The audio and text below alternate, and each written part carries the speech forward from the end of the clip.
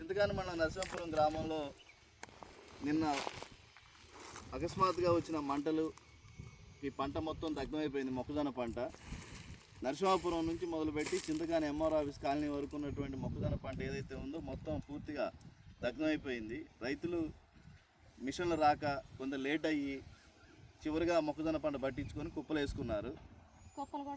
కుప్పలు కూడా కాలిపోయినాయి.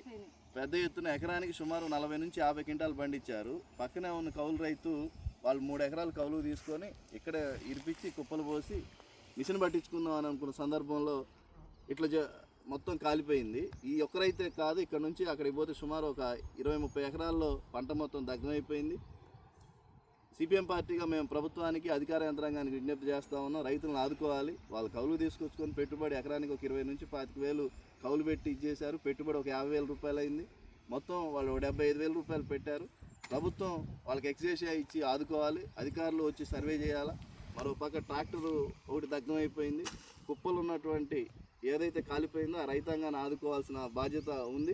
అంతేకాదు ఇంకా పక్కన కల్లాలు కూడా ఉన్నాయి. కల్లాల్లో కూడా ఇది అసలే 45 నుంచి 46 డిగ్రీల ఉష్ణోగ్రత ఎండాకాలం నమోదవుతూ ఉంది. ఏ చిన్న షార్ట్ సర్క్యూట్ జరిగినా లేదా ఎవరైనా బీడీ తాగి సిగరెట్ తాగి వదిలేసినా కల్లాల మీద పడే ప్రమాదం కూడా ఉంది. రైతులేమో తీవ్ర ఆవేదన చెందుతూ ఉన్నారు. కాటాలు వేయట్లేదు. కాటాలు వేసి నెల రోజులు గడుస్తున్నా కానీ లారీలకు ఎత్తుకెళ్ళి గోడౌన్లలో పంపించట్లేదు. ఏంటంటే ఒక్క అధికారి కానీ ప్రభుత్వం వైపు నుంచి వచ్చి లారీలని ఏర్పాటు చేయటం, వాటిని తరలించే బాధ్యత తీసుకోవడం లేదు. ఈరోజు ఒక పక్క ఇట్లా పంట దగ్ధంతో పాటు వర్షాలకి ఈరోజు అది కూడా ఆందోళన చెందుతూ ఉన్నారు. సాయంత్రం అయితే గాలిదుమ్ములు వస్తున్నాయి, వర్షాలు వస్తున్నాయి. తడిసిపోతే మొత్తం నేలపాలయ్యే పరిస్థితి పంట కనపడుతూ ఉంది. భయం గుప్పెట్లో ఈరోజు రైతులు బ్రతుకుతూ ఉన్నారు. ప్రభుత్వం ఈ రైతాంగాన్ని ఆదుకోవాలి.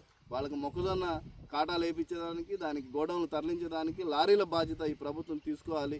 ప్రభుత్వమే వదిలేస్తే ఇప్పుడు 15 రోజుల నుంచి రైతులు ఇక్కడ ఉన్న వాళ్ళు చెప్తా ఉన్నారు, ఏ అధికారి రాడు, లారీలు రావు, ఎవరిని అడగాలో తెలియదు, ఎక్కడ పంపించాలో తెలియదు. మరి రైతు ఏం చేయాలి? రాత్రి బౌళ్ళు భార్యాభర్తలు కలిసి కళ్ళాల దగ్గర పడుకునే పరిస్థితి కనపడతా ఉంది.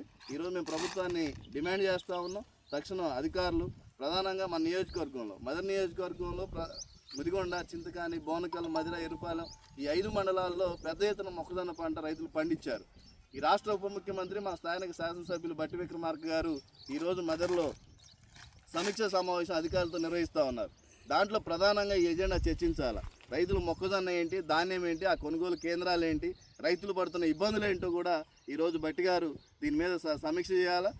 రైతాంగానికి ఏ రకమైనటువంటి ఇబ్బంది లేకుండా తన నియోజకవర్గంలో ఆ ఏర్పాట్లు పూర్తిగా రైతులను ఇబ్బంది పడకుండా చూడాలని చెప్పేసి అని కోరుతా ఉన్నాం. ఏదైతే నిన్న నరసింహాపురం గ్రామంలో నష్టపోయి పంట కాలిపోయిన రైతాంగం ఉందో వాళ్ళకి ఎకరానికి 50,000 చొప్పున ఎక్స్గ్రేషియా ప్రకటించాలని మేము విజ్ఞప్తి చేస్తూ ఉన్నాం.